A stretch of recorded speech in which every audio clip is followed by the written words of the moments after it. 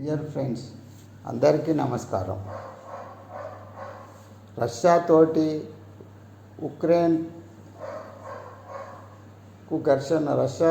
ఉక్రెయిన్కు ఘర్షణ సృష్టించి America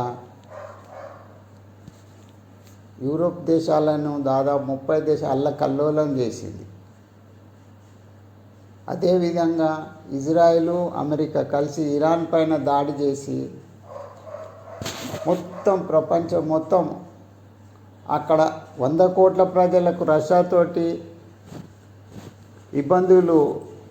Russia మీద దాడి చేయించి ఇబ్బందులు సృష్టించింది.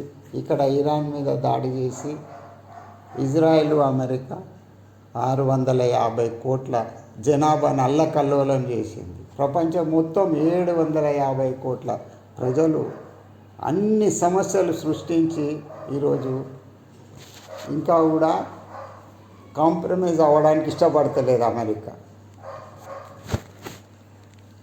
అసలు అమెరికాకు ఆ 2 దేశాల వల్ల అమెరికాకు లాభం ఇంతవరకు ఏమొస్తుంది, ఎందుకు అట్లా చేసిందో అర్థమవుతలేదు. కానీ ప్రజలని, అమాయక ప్రజల్ని, కామన్ పీపుల్ని అందరినీ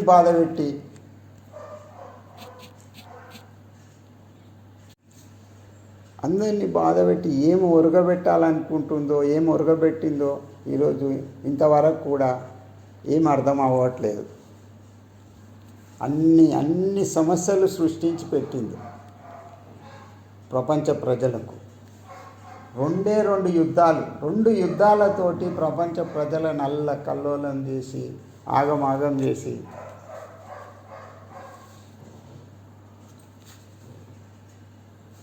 పిల్లల జీవితాలతోటి, అమాయకులతోటి అందరిని ఆర్థిక ఇబ్బందులు పెట్టింది. ఈరోజు ఎంత ఘోరమైన పరిస్థితి ప్రపంచం ఎదుర్కొంటున్నదంటే, 2వ ప్రపంచ యుద్ధంలా జరిగిన అన్యాయం కంటే కూడా ఈరోజు ఎక్కువ జరిగిపోతున్నది. అంత ఘోరం చేసేసింది. ఏది కొనాలన్నా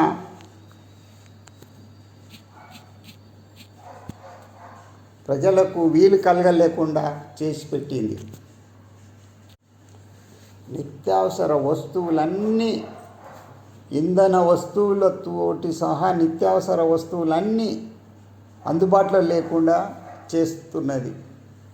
ఇంకా ఎన్ని రోజులు చేస్తుందో ఈ విధంగా అర్థమైతలేదు. అమాయక ప్రజలను ఆయుధాలు తయారు చేసి అమాయక ప్రజలను చంపడానికి ఆయుధాలు అమ్ముకుంటుంది, తయారు చేసుకొని అమ్ముకుంటుంది.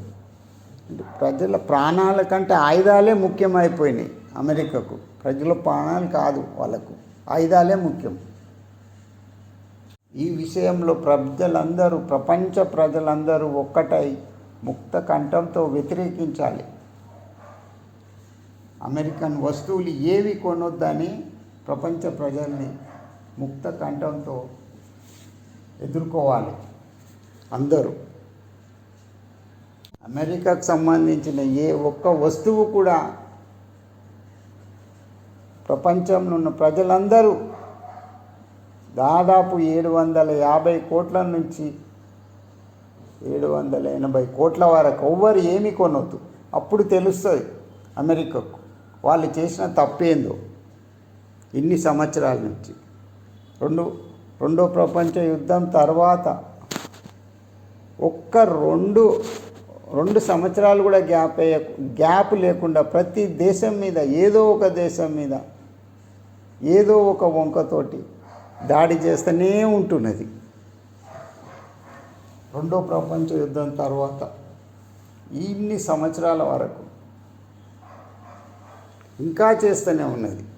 ప్రపంచ ప్రజలందరూ ఒకటై అమెరికాను బహిష్కరించాలి. అప్పుడే తెలుస్తుంది అమెరికాకు తను చేసిన తప్పేందో ఇన్ని సంవత్సరాల నుంచి. నేను అది మనస్ఫూర్తిగా కోరుకుంటున్నా. మీరందరూ కలిసి బహిష్కరించండి, అన్ని వస్తువులు బహిష్కరించండి, అమెరికాకు సంబంధించిన అన్ని వస్తువులు బహిష్కరించండి. అప్పుడు తెలుస్తుంది వాళ్ళకు అప్పటిదాకా తెలియదు.